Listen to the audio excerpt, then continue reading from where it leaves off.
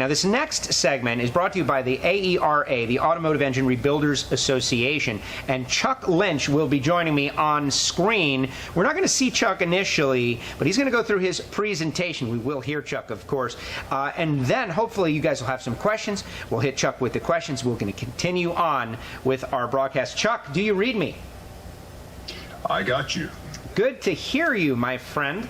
I am pretty excited. As much as we would love to see your face, we're probably a little more interested in the presentation today from AERA. First of all, thank you for joining us on the Engine Performance Expo. Thank you for having me. So dive in. Take us through. All right, let's get going. So today we're going to discuss surface finish. The discussion will be of surface roughness, surface flatness, and waviness. So these are all paramount to gasket sealability, and more so today where we're actually moving away from so many of the thick gaskets, rubber gaskets, things of that nature that we've been used to in the past, cork and so forth. So surface roughness, I thought this was a fitting image. At the huge level, we always talk peaks and valleys, and it's something we can relate to, when in the topography around us. So again, surface roughness is the measure of deviation of a surface. The measurable factor of roughness is peak to valley height. So surface roughness can and will impact the interrelationship of components and therefore must have controls. In some applications, too smooth can be just as problematic as too rough. This holds true for gaskets and seals. Just a little step away there. Actually, oftentimes when people are polishing crankshafts, they are unaware that you actually want a rougher surface finish for your seal surface, typically like 10 to 20 RA than you would on your journal surface, which you would ideally like to see at less than 10 RA or like 60 RZ. So moving on, how is roughness measured? Well, in the contact method, which most of us are going to measure with, especially in the production environment, roughness is measured with a skidded profilometer. That means that the drive unit and the stylus, typically fitted with a diamond that contacts the surface to be analyzed, is actually on the part. So the feedback mechanism, and we all talk about like the SJ201 or the 210. Lake and the team, they move a lot of that particular product. That's a skidded instrument that actually lays right on the part that you're measuring in the cylinder. The drive mechanism and the stylus are in contact. So as that thing pulls back, that little diamond is measuring up and down. So here's a big exploded view of what you're actually working with. As the stylus sends that feedback, much like, this is very much like a old vinyl record. So that up and down amplitude modulation is the feedback that you're giving, and that's how you're recording the surface finish. Now, non-contact is something that it's gaining popularity, but we're still at the point where it's not typically used in the traditional machine shop atmosphere. It has its place more in the lab environment. So as you can see from this is definitely a generated image. Laser scanning microscopes are very expensive and require higher level technicians to even evaluate the results. Vision systems are becoming more affordable, and they are, again, they're making their way into the R&D labs, just not so much in the day-to-day rough and tumble chip making environment. Now, I actually took a picture of this. I have one of these. It's pretty old. I remember Federal Mogul or Felpro actually used to share these. Some of the sales guys had these, but a surface roughness comparator. I'm sure a lot of you guys have these laying around in the shop. Although it's not a way that you can put a good quantitative number to the parts, you can get a good comparison. So in this, you'll see there's some lapped finishes, homed finishes, broached finishes, show some indication of back cutting and what impact that may or may not have on roughness. But anyway, I just thought I would share that. Again, it used to be a pretty common thing in the world of surface finishing. So roughness parameters. This is a tough one. We're going to stick with just a couple, RA and RZ, when we're talking about gasket surface finishes. As everyone knows, especially from talking cylinder bore finishes, there are tons and tons of parameters out there. But again, we're going to stick with the common ones that are used for gasket surface finishing, and I'll share why, like on cylinder bores, why I think RZ is a much better parameter to use instead of RA. So RA is roughness average. The mean roughness average is the arithmetic average of the absolute values of roughness profile. RA, again, the most commonly used. The next slide will indicate kind of why it's a problem. So some of the challenges with RA, you see the top image and the bottom image here, they both have the same roughness average. But if you take a look at that top image, for sure on a bearing surface, you wouldn't want that. But likewise, you wouldn't want that on a gasket either. Those particular areas that are sticking up, those little ferrites, can be scrubbed off pretty easily. So it impacts clamp force, your ability to maintain load, and also that is going to hold the gasket sealing areas up higher, especially on like MLS gaskets that are much harder and don't conform as well as the old composite gaskets, paper clay, graphite. So it can result in cold sealability issues.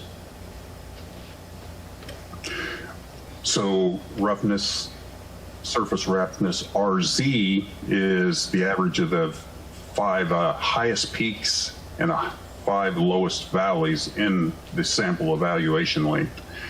Now, actually, Mark Malberg does a video on this and that I recently shared, and he's got some tremendous stuff online if you guys ever want to check his stuff out. But this speaks to, like, the JIS standard. They're looking at the 5 highest peaks and the 5 lowest valleys in each sample length. So anytime you're using your profilometer, you may get like 5 sampling lengths.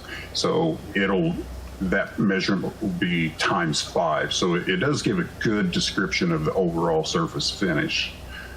So again, there's more information on that out there, but this is definitely a good parameter to look at, again, on bearing journal surfaces. There's a lot to be, shared about, like on an aggressive RA is an RZ that is at least 6 times higher than the RA for like journal surfaces. But, there's all these types of rules that can match kind of the application. But again, it's about data, as we talked about earlier. It's nice to know the old methodologies of how to do a particular practice, but modern technology has given us the opportunity to record and better evaluate. So we're looking for repeatability and reproducibility, the gauging world, R&R, by being able to break that data down further, like using RZ, it'll tell you more about your end product.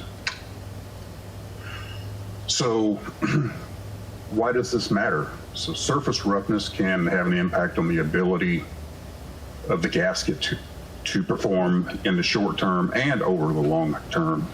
So aggressive surfaces can shear gasket materials. I'm sure that anybody that was building engines in that transitional years, the 80s and the 90s, aluminum blocks, cast iron blocks, aluminum heads. Well, what kind of surface finish to use? the aluminum expands and contracts at 11 times the rate of the iron.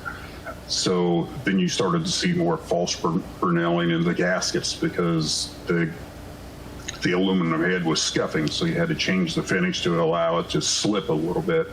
So you have to keep that in mind. Aggressive surfaces wear down more quickly. Like if you have a rough cylinder bore and the rings knock that stuff down. Again, same thing happens with gaskets. Those peaks are the first things to get scrubbed off. This is observed as false Bernelling or fretting, and can ultimately allow the flange or the armor to move around, and you have a blown head gasket. Aggressive surface finishes can cause issues with cold sealability. Gaskets are always going to have some kind of cold seal material applied. It varies greatly between the aftermarket and the OE. The OE typically has a less sticky material because they're figuring on a more sanitary environment, and the gaskets aren't packaged and shipped and stored in warehouses and moved around. They go more from manufacturing and bulk dunnage and get to the engine builder much quicker. So there is definitely a difference between an OE and an aftermarket gasket when it comes to cold seal. Surfaces that are too smooth for conventional composite gaskets can allow the gasket to flow or move around, which can also show up as like burnishing or Bernelling and lead to gasket failure. This image, again, I borrowed from Mark at Digital Metrology because I thought it was such a good image. He's talking about the different filters and what you can see with the technology to measure surface finish. But for us that are using the 3/8 round in CBN inserts in, for instance, a fly cutter, a fly bar, you will leave a surface finish that looks very much like this. So the shape of that radius is left behind. So you see the little gray fuzzy lines are more of the surface roughness, and then the overall pattern that's created by the machining is indicated in red there. So I kind of drew, okay, if we were to try to press the gasket into that surface, you still have these leak paths under there. So again, that's why we need to know where we're at with surface finish. Surface flatness. And again, in our world, for the most part, typically flatness is measured as a qualification process for any gasket replacement or repair. The common method of flatness is with a certified straight edge and feeler gauges. Although it's a tried and true method, it's still done every day all across the world to qualify, do I need to resurface this head or not? It still is not an indication of waviness. The feeler gauge and the width of it is going to be much greater in dimension than what you could actually determine in waviness and how that can impact the gasket. So again, as like in the previous slide, roughness profile and waviness profile are totally different. Waviness is typically induced by our processes, the equipment, and I'll get to that. So here, indication of waviness spacing, kind of the lay direction. So anytime we have a fly cutter in a spindle, we have a single point tool, we get kind of that radiused direction. And then again, we're always concerned about roughness height. Measuring waviness. When measuring waviness, earlier I was speaking about the skidded instrument. When we get into measuring waviness, we'll talk about a skidless device. So as you can see, the stylus and the drive mechanism is mounted on like a height gauge, and the drive mechanism will not set on the part that you're measuring. So you put the part that you want to measure underneath, and the stylus usually looks quite a bit different as well, just so that there won't be any contact with any of the drive mechanism. And then it will take a trace and it'll be able to exclude anything that is induced by just the surface or the part that you're measuring. That way you can use some filters to determine, okay, the difference between my roughness and the waviness. So what does waviness do to a gasket? So more rigid designs like MLS gaskets, going back to that earlier image that I shared, they don't conform to waviness as well as like a paper clay composite gasket, graphite, which is, again, they're reasonably soft materials, so they conform very well. The embossments in the steel stopper layer, that makes the gasket pretty stiff.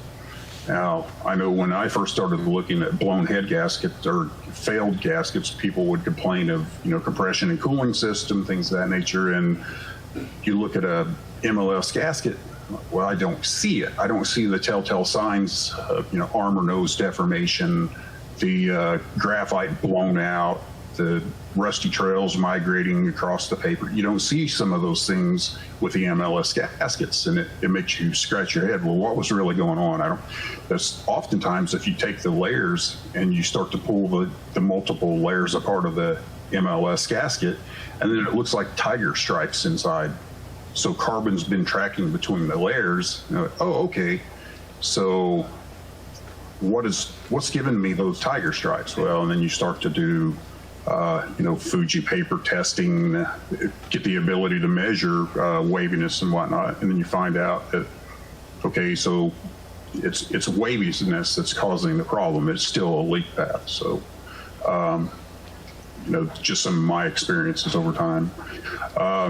So if the wave distances are pretty wide, then the gas is going to be more likely to conform to it. But if the wave height, so you've got a WT of 125, but that happens in a trace length of 150 thousandths, you're probably going to have a hard time getting the gasket to conform to that. So you may still have a leak. And it's not to scare you off and say, well, what's a profilometer going to, tell me now? Some of these kind of things you can actually see, if the light hits a part right, and you can see it looks like a rainbow. Sometimes that's kind of a waviness thing. So just, we listen, it was mentioned earlier talking about the sounds and how we go, some of the seat of the pants stuff and stuff. A lot of that stuff is still relevant. Like if an insert's getting dull and it goes from a nice crisp sound when it hits the part to more of a thump or thug, then hey, something's out of whack. So, but I'm going to share some things about how you can stop waviness from existing, because oftentimes it's something that is in our control. If the equipment and everything's right, waviness is not proven to be much of an issue. Again, if we keep the things in control. So again, back to that same image that I really like this. Again, it's a good indication of what the gasket's seeing against the surface finish. So there are parameters and guidelines available to the aftermarket. I've attached some, it's actually a bulletin from Velpro, but basically everybody agrees with these surface standards. So MALA, Cometic, and so on. L-ring Klinger. When we talk about these roughness parameters, they are well accepted in the industry when it comes to surface finish. So flatness and surface finish, maximum amount of flat across the length of like a V6 head gasket would be 3 thousandths. From intake to exhaust, 2 thousandths. That's a pretty standard dimension that you can use. If anybody wants this information, again, you can reach out to Felpro, or you can reach out to the AERA tech line, and we'd be more than happy to share this bulletin. It's very helpful. So here's where we get into the roughness parameters, RA and RZ. So conventional, cast iron heads and blocks, conventional type gasket, 150 RZ. recommended range 400 to 800 RZ, or 60 to 100 RA. Again, 100, that's going to be your max limit. Most people, they always talk about that 60 RA number. And where when I worked in the production engine rebuild world, we basically set parameters for like your composite gaskets, 100 to 300 RZ, and like the MLS, like a max of 150, and shoot for lower numbers on those. Aluminum heads, again, because of the expansion contraction rates being higher, again, the numbers show to be lower there. So you want those with the lower surface finish. Intake and exhaust manifolds, so many of those are a steel gasket, so you kind of treat them like they're an MLS and run with those lower numbers. So again, it's a maximum of 60 RA, but I would target at 150.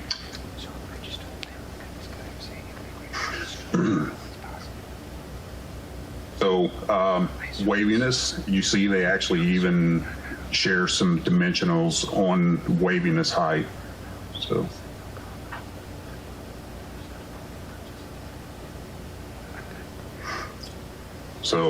no sudden irregularities of more than a thou. So a chipped insert, or if you have a back cut or something of that nature, like if you got a machine, maybe you got a bearing issue, and sometimes at the end of the cycle that they seem to run okay, and then at the very end of the cycle you got one scratch that goes through the part, or get like some cutter head drop or something of that nature. So again, look for those types of irregularities. Something on a workbench that causes a scratch or whatever. It's just one scratch. Is that going to matter? Well, probably really matters where it's at more than anything. But so what types of gaskets is this pertinent information for? Pretty much any and all gaskets. You need clean, dry, flat surfaces. With the rubber gaskets, yeah, you can get too smooth, where they can tend to want to flow or be pushed out, and they can also be so rough that they shred gaskets. In modern engines, you have to think about the depth of the groove, like a 6064 Navistar. I know a lot of people have to align bore that diesel engine block for oversized bearings, and then they'll talk about milling the bottom of the block for that bed plate, and how much can you go before it does damage to the gasket. So things like that you got to think of. But you also have to make sure that you make the surface accepting to seal oil from migrating from inside the block to the outside. So variables, we always have them. Again, I know we're primarily talking to the high performance market, but I know there's also shops that are doing stock production stuff that are taking the opportunity to learn some things today. So the use of shims for thin head castings, it's been around a long time, but it still is practiced. So surface finish should be equal to MLS for the shim side and accurate to the gasket requirement on the other side. So if you're going to put that steel against the block, make it as smooth as possible, and then you would apply a sealant like a high tack. It's an aerosol, or they got a brush on type material.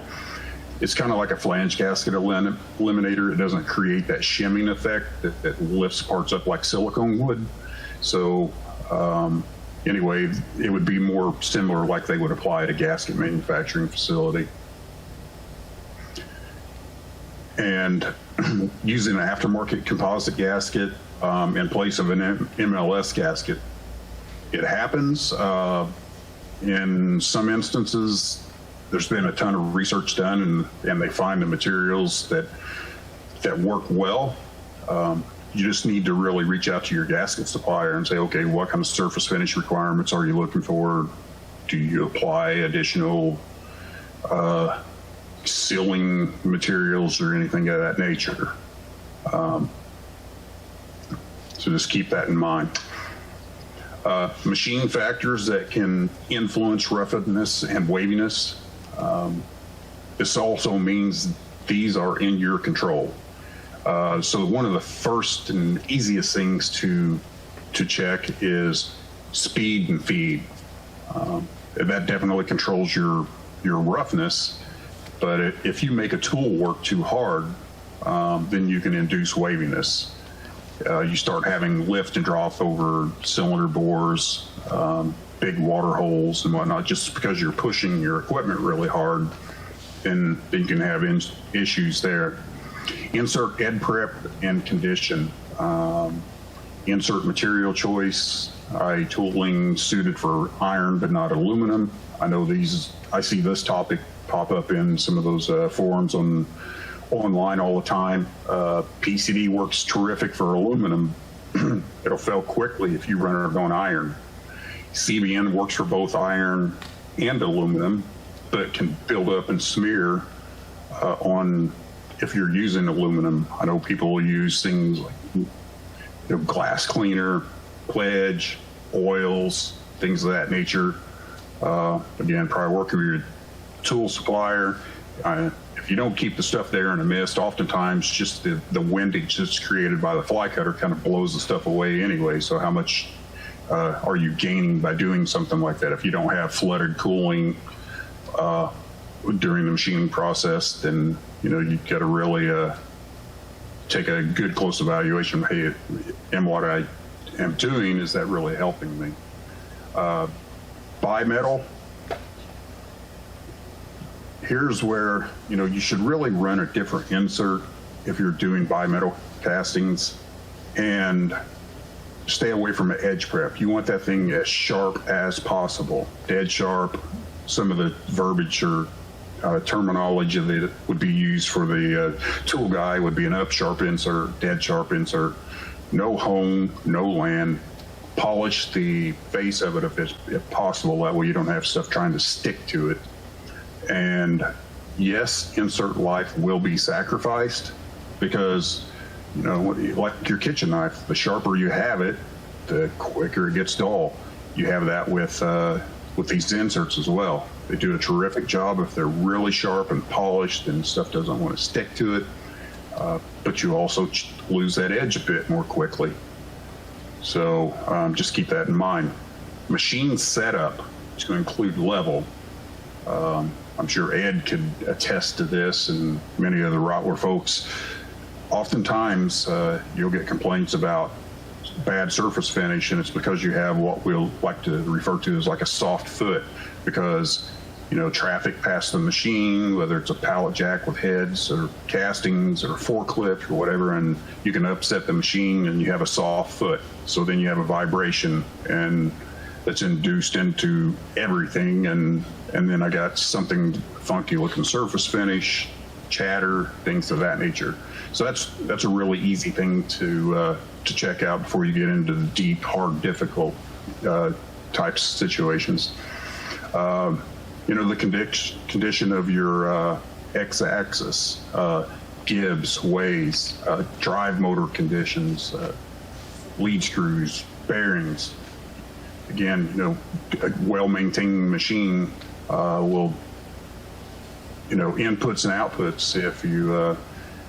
If you don't have a good piece of equipment, you're probably not going to make really good surface finishes, but you have to maintain it. And typically, I just recently, Steve and I at the AERA did a podcast on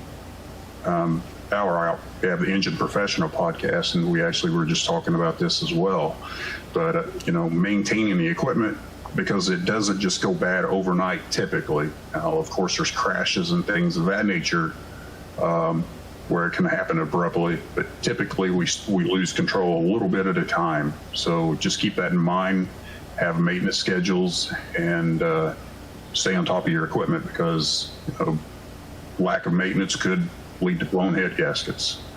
Machine spindle conditions, again, bearings, the ability to maintain a Z height, things like tilt, backlash. Is the machine belt driven, gear driven?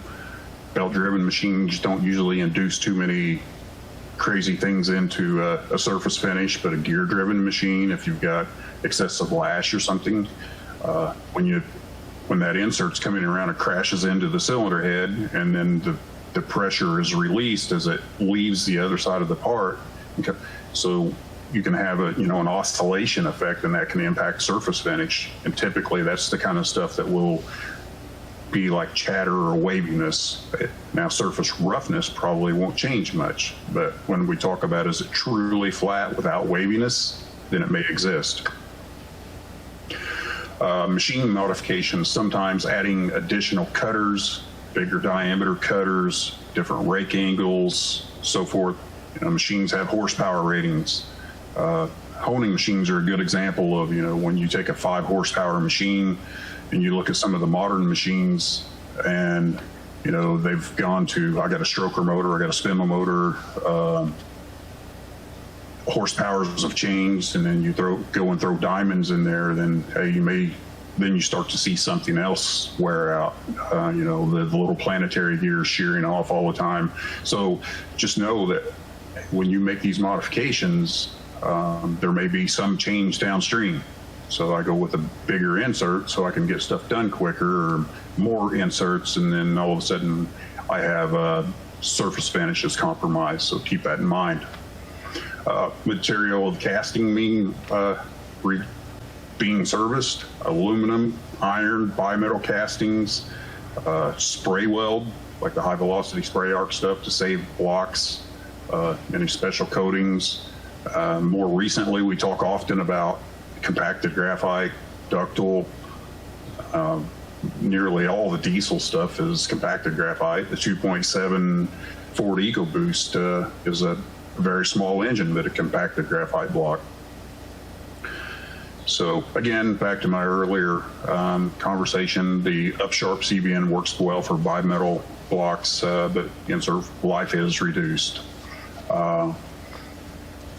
Environment: is the floor adequate to support the equipment?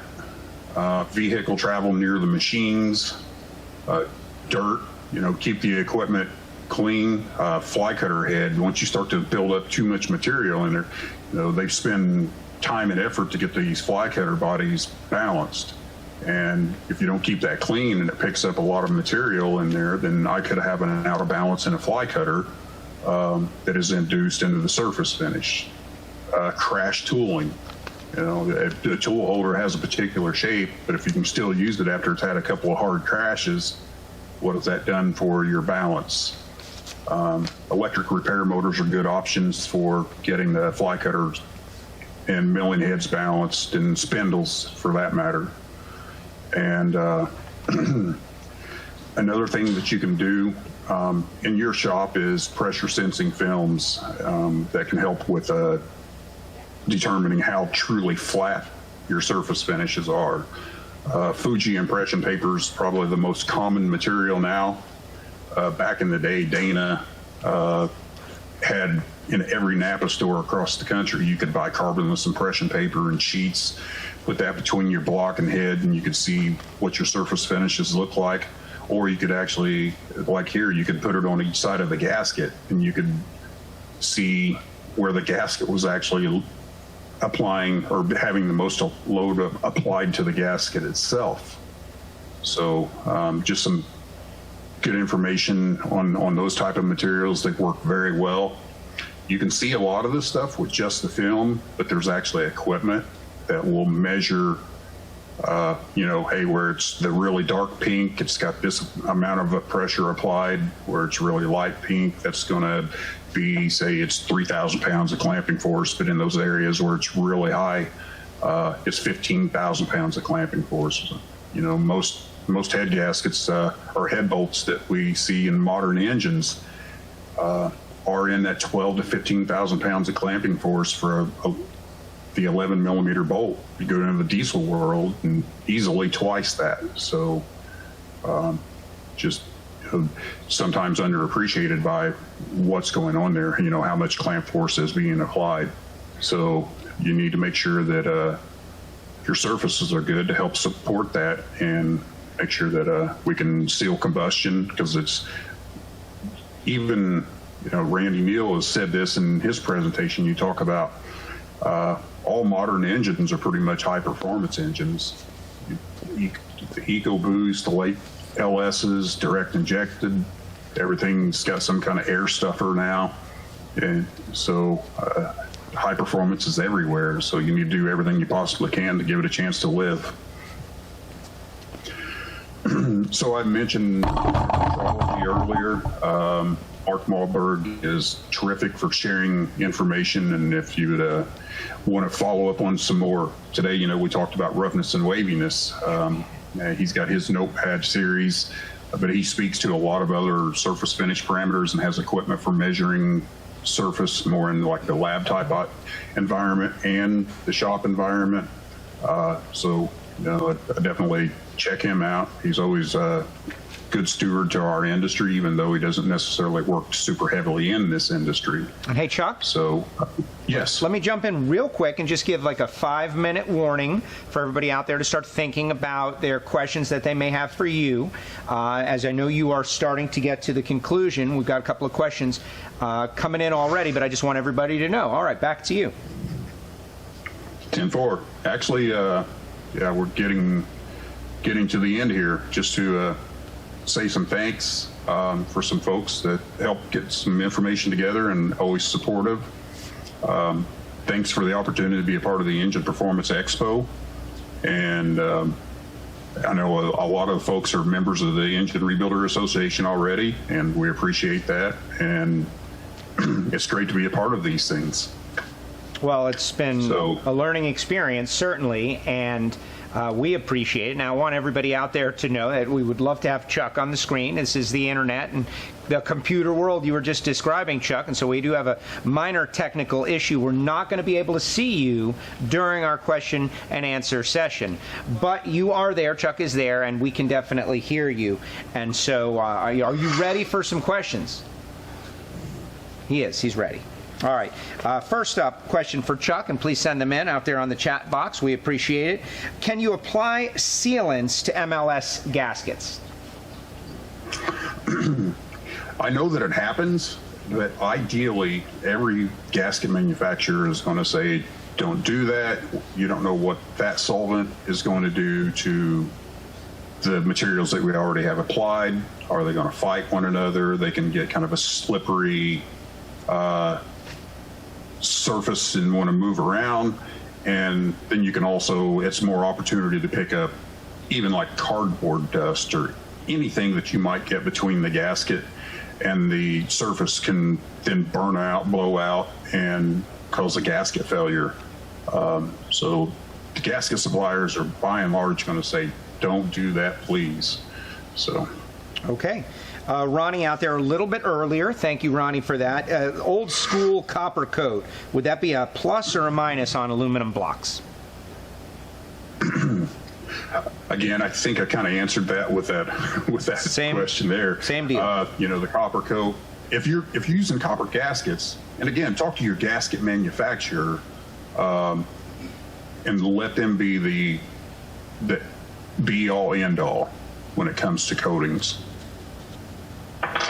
There you go. All right. Do iron and aluminum heads on blocks get the same surface finish? So iron or aluminum heads or blocks, do they get the same surface finish? Yeah, the gasket will dictate that. So MLS, it's very common. You know, you make that surface finish for MLS gaskets. As I had mentioned in like that Felpro document, if you're going to run an aluminum head with a composite gasket, paper, clay, graphite, something of that nature, and I got an iron block, I would still run the aluminum on the lower end of the surface spec so that it can move a little bit. You don't want it too slick, but still keep it within that parameter, okay, of 60 to 90 or 30 to 60. Just look at that chart, say, okay, I'm going to keep on the low end of the spec for the aluminum head, and I'll run the block a little bit higher to give it more of a grip, keep that gasket in place. Excellent, excellent. Next one from Richard, and everybody out there is doing such a great job, like telling each other where they're watching from. We have people from all around the world. Richard asks about reusing an MLS head gasket, reusing gaskets. What do you say?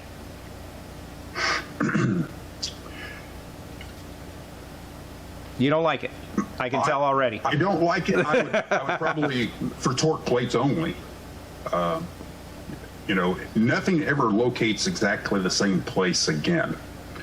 And then the opportunity to pick up stuff, maybe if it's a very controlled environment and you do it on a dyno run or something of that nature, but as a rule, no. Okay. Kenny out there, with the constant increase in clamping forces on gaskets, do you see any sort of potential for there to be too much clamping force and ruining a finish, making it like a single-use deal? I think you're actually seeing some of that where, like in aluminum castings, it doesn't take very long and you see the brunelling, you see the wetness marks into the castings. The gasket wants everything you can get. I've worked with the engineers over the years, the gasket manufacturers, and they said that gasket wants all the force you can give it. But usually your block doesn't have the integrity to handle the fastener. You pull the block apart, you'll sink into the gasket surface. So yeah, we're already kind of there. And then with cylinder pressures, you have that constant, you're trying to blow the head off, you have a springy bolt, torque to yield bolts trying to pull it back together, and the embossments in the gaskets are very strong, so you are seeing that already. Excellent, excellent. Chuck, we really appreciate what you've done. The AERA, this has been a very interesting presentation. Obviously, gasket seal is super important with services. Learned a lot. Really appreciate you participating with the Engine Performance Expo and sharing your knowledge with us. Well, thank you very much. Once again, it's been a privilege to be a part of this. Oh, it has been a privilege to have you on. We're all thrilled to do it, and I know this is going to get shared all around the internet. So thank you very much, Chuck. Thank you. All right. What a day, what a day, what a day. Yeah, my brain is swollen. I've learned so much today. They told us, don't start cars. We are not going to listen.